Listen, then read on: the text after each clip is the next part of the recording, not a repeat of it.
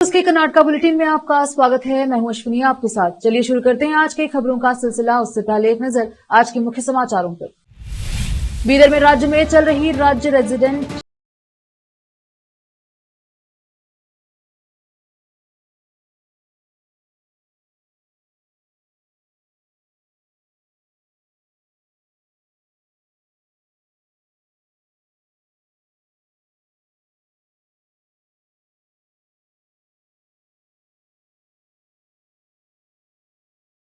कर्नाटका के स्वास्थ्य मंत्री ने की आलोचना।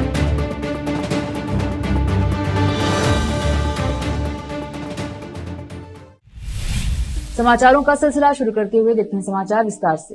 राज्य रेजिडेंट डॉक्टरों ने 12 अगस्त को अपनी मांगों को लेकर अनिश्चितकालीन हड़ताल शुरू की थी। इसके साथ ही कोलकाता के आरजी मेडिकल कॉलेज में महिला डॉक्टर के साथ रेप और हत्या की घटना के विरोध में डॉक्टरों का प्रदर्शन जारी है, लेकिन इसका कोई असर बीदर में नहीं पड़ा है। हालांकि बीदर के ब्रिम्स अस्पताल में इमरजेंसी सेवा जारी रहने की बात ब्रिम्स के निदेशक डॉक्टर शिव कुमार शेटकार ने केपी न्यूज को फोन पर बताई। इस प्रकार से डॉक्टर ज्ञानेश्वर ने भी कहा कि सभी डॉक्टर ड्यूटी पर हैं। ब्रिम्स के निदेशक डॉक्टर शिव कुमार शेटकार ने कहा कि बीदर में डॉक्टर काम पर उपस्थित रहते हुए साइलेंट प्रोटेस्ट कर रहे हैं।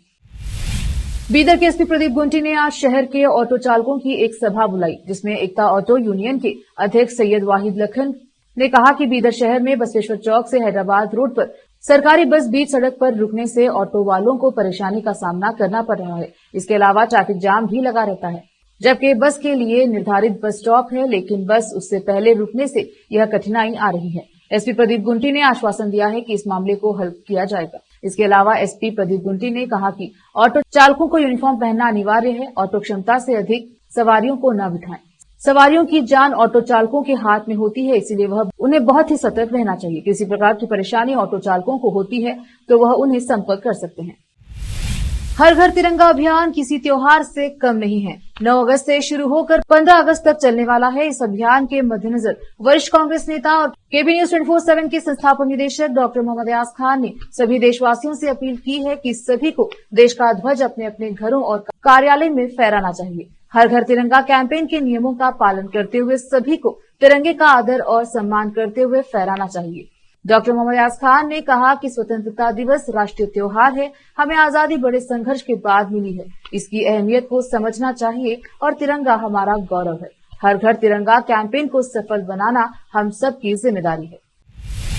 केंद्रीय संस्कृति एवं पर्यटन मंत्री श्री गजेंद्र सिंह शेखावत ने बीदर के सांसद सागर खंडरे ने मुलाकात की और बीदर निर्वाचन क्षेत्र के पर्यटन विकास के बारे में चर्चा की।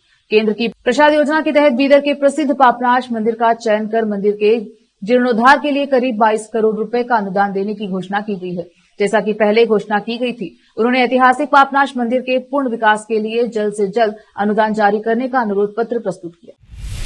रोकते हैं समाचारों का सिलसिला, लेते हैं छोटा सा break.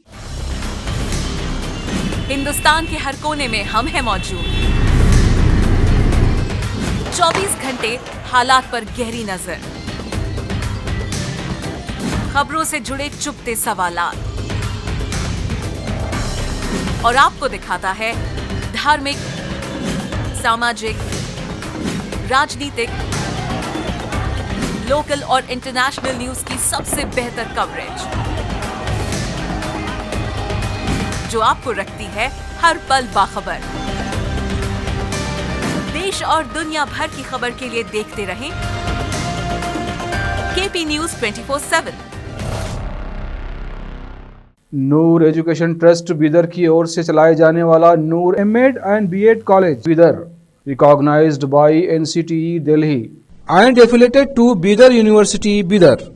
Admission are open for the academic year 2023-24. विशेषज्ञ और सक्षम शिक्षकों द्वारा शिक्षा प्राप्त करने के लिए नूर एमएड एंड बीएड कॉलेज में दाखिला लें और शांत वातावरण में शिक्षा प्राप्त करें। बीदर शहर में बेहतर शिक्षा का एकमात्र केंद्र Noor MEd and BEd college, Shahpur gate, Bidar. Phone numbers 9945283920, 8482221297। आज के इस कॉम्पिटिटिव दौर में बच्चों को अच्छी शिक्षा, अच्छा ज्ञान और अच्छे प्रतिभाओं की बेहद जरूरत है। इसके बिना बच्चों का अच्छे नागरिक बनना नामुमकिन है। अच्छी शिक्षा और अच्छा ज्ञान अच्छे स्कूल और कॉलेज ही दे सकते हैं।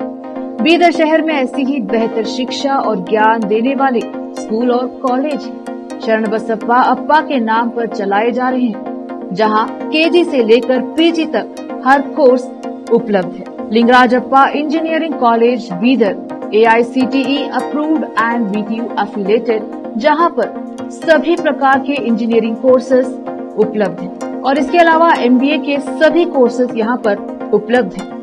एडमिशन ओपन हो चुके हैं। एडमिशन के लिए प्रिंसिपल डॉक्टर रीता पाटिल से संपर्क करें। Contact number 8792506036, 9739555023, 9986291615। उसी तरह Channabasamma BCA and BCom college AICTE approved Gornalli Bidar. Admissions के लिए प्रिंसिपल डॉक्टर सतीश प्रतापपुर से संपर्क करें। कॉन्टैक्ट नंबर 9916464964, 8792506036 और शरण Basaveshwara residential PU college. Admissions के लिए कॉन्टैक्ट नंबर 9741213165, 9945571908, 8310108585, 9880388838। इसके अलावा Sharan Basava public school Gornalli Bidar affiliated to CBSE। Contact number 9742082996, 9945571908, 8050274555। इन सभी स्कूल और कॉलेजों में विशेषज्ञ शिक्षकों द्वारा बेहतर शिक्षा दी जाती है और छात्रों की प्रतिभाओं को बढ़ाया जाता है। यहाँ पर विशाल क्लासरूम्स के अलावा सभी सुविधाएं उपलब्ध हैं। खुले और बेहतर वातावरण में शिक्षा दी जाती है। अपने बच्चों को शिक्षा और ज्ञान का बेहतर तोहफा देना चाहते हैं तो इन स्कूलों और कॉलेजों में एडमिशन करवाकर अपने बच्चों को भविष्य के अच्छे और शिक्षित नागरिक बनाएं। आज ही अपने बच्चों का एडमिशन करवाइए और बच्चों के भविष्य को उज्जवल बनाइए। ब्रेक के बाद स्वागत है आपका, देखते हैं समाचार।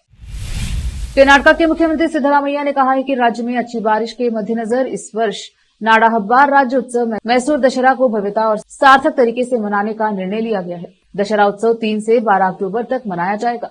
वह आज नाडा हब्बा मैसूर दशहरा 2024 पर उच्च स्तरीय बैठक के बाद पत्रकारों से बात कर रहे थे। सिद्धरामैया ने कहा, पिछले साल सूखे के कारण त्योहार को भव्य तरीके से मनाना संभव नहीं था। इस बार राज्य भर में अच्छी बारिश हुई है और लगभग सभी जलाशय भरे हुए हैं। इस पृष्ठभूमि में दशहरा को लोगों के त्योहार के रूप में मनाने का निर्णय लिया गया है। उन्होंने कहा कि पिछले वर्ष दशहरा उत्सव के लिए 30 करोड़ रुपए दिए गए थे और इस बार इसे भव्यता के साथ मनाने के लिए आवश्यक अनुदान उपलब्ध कराया जाएगा। उन्होंने यह भी निर्देश दिया कि दशहरा जम्बू सवारी 1 दर्जन सजे धजे हाथियों की यात्रा में भाग लेने वाली झांकियां अधिक आकर्षक, अर्थपूर्ण और विविधतापूर्ण होनी चाहिए। मुख्यमंत्री ने कहा कि दशहरा समारोह 3 अक्टूबर को सुबह 9:15 पर मैसूर के चामुंडी हिल्स पर शुरू होगा। उन्होंने कहा कि दशहरा उद्घाटन के दिन ही प्रदर्शनी शुरू करने के निर्देश दिए गए हैं और विभागीय सचिवों को उद्घाटन के दिन स्टॉलों की व्यवस्था करने के निर्देश दिए गए हैं। बेंगलुरु वासियों ने सुबह उठकर देखा कि शहर का बुनियादी ढांचा एक बार फिर भारी बारिश से प्रभावित हो गया है। इसी बीच उप मुख्यमंत्री डीके शिव कुमार सोमवार को प्रभावित क्षेत्रों का दौरा करने गए ताकि नुकसान का निरीक्षण किया जा सके और जलभराव के कारणों का पता लगाया जा सके। उन्होंने हिब्बाल के निकट Yogeshwar Nagar, Nagawara junction, HBR layout, 5वें ब्लॉक, सिल्क बोर्ड और जयदेव अस्पताल जंक्शन सहित अन्य क्षेत्रों का दौरा किया और अधिकारियों को बाढ़ के पानी को नालियों तक पहुंचाने, निचले इलाकों में बाढ़ को रोकने के लिए कदम उठाने और सड़क के किनारे की नालियों और मैनहोलों से गाद निकालने के निर्देश दिए। योगेश्वर नगर फ्लाईओवर से उन्होंने नीचे के स्मार्ट वाटर ड्रेन का निरीक्षण किया और पानी के मुक्त प्रवाह को प्रभावित करने वाली चीजों के बारे में जानकारी मांगी। उन्होंने अधिकारियों से पूछा कि निर्माण कार्य पूरा होने के बाद भी मलबा क्यों नहीं हटाया गया और उन्हें इससे साफ करने का निर्देश दिया। कर्नाटक के स्वास्थ्य मंत्री दिनेश गुंडूराव ने पूर्व भाजपा सांसद प्रताप सिम्हा की आलोचना की है जब उन्होंने दावा किया कि पत्रकार गौरी लंकेश की हत्या के आरोपी मद्दूर के नवीन कुमार उनके मित्र हैं। राव ने मंगलवार को अपने एक्स अकाउंट पर सांसद की तस्वीरें पोस्ट की और भाजपा को टैग करते हुए लिखा, यह है गोडसे उपासक एड भाजपा फॉर भारत का असली चेहरा।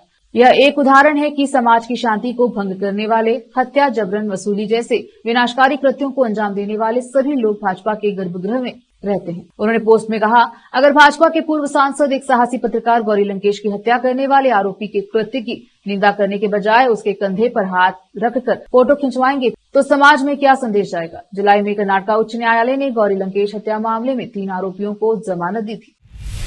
वक्त एक और छोटे से ब्रेक का, जल्द लौटेंगे ब्रेक के बाद। हिंदुस्तान के हर कोने में हम हैं मौजूद।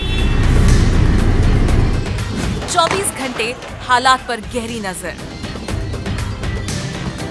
खबरों से जुड़े चुपते सवालात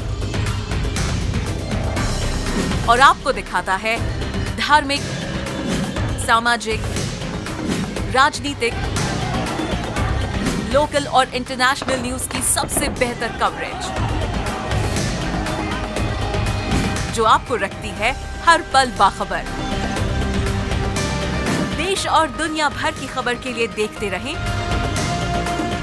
KP news 24/7। Noor education trust Bidar की ओर से चलाए जाने वाला Noor MEd and BEd college Bidar, recognised by NCTE Delhi and affiliated to Bidar University, Bidar. Admission are open for the academic year 2023-24.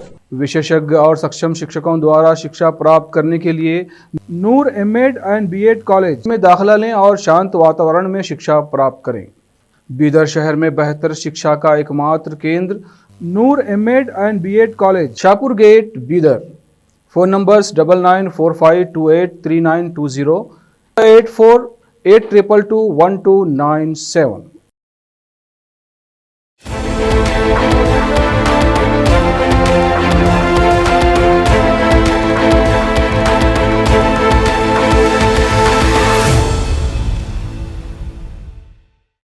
Break के बाद स्वागत है आपका, देखते हैं समाचार।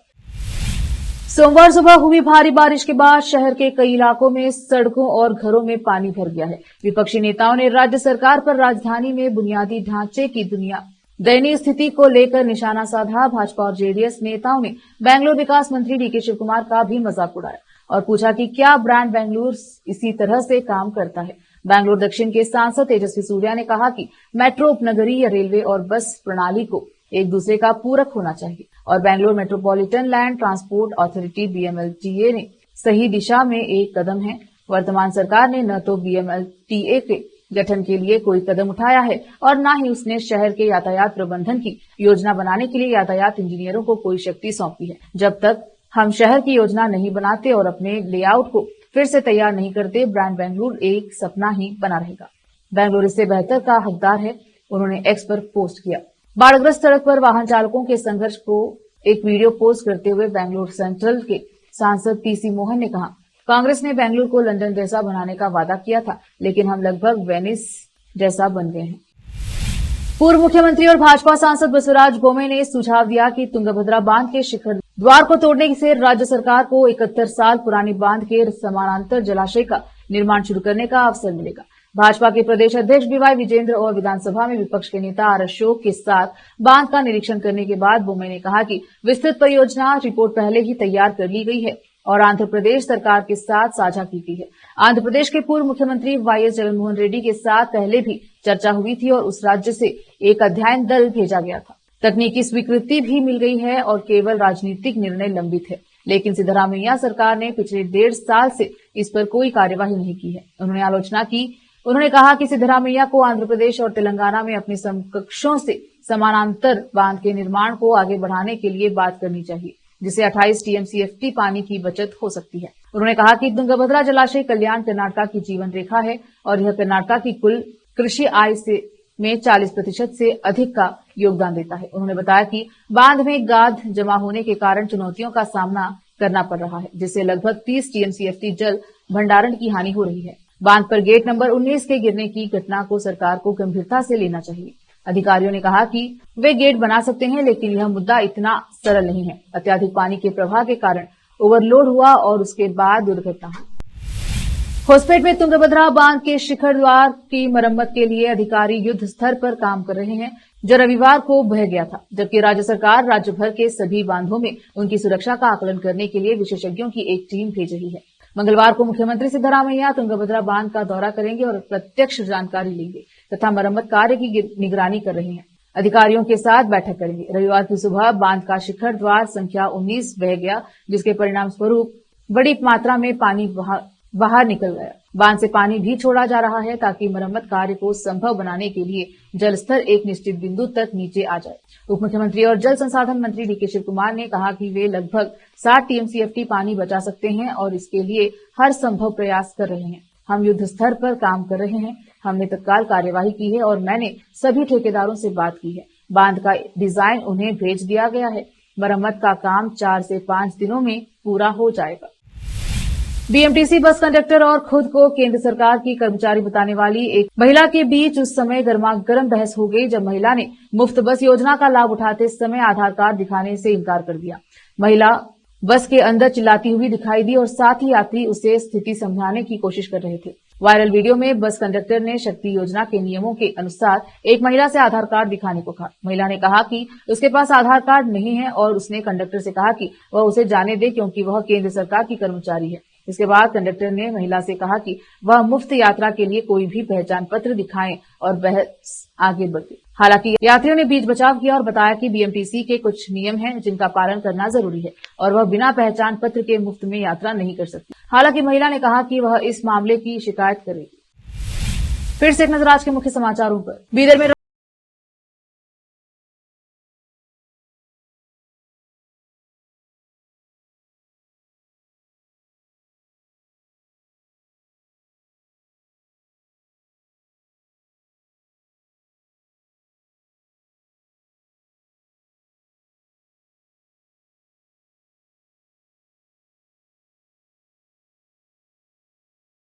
स्वास्थ्य मंत्री ने की आलोचना।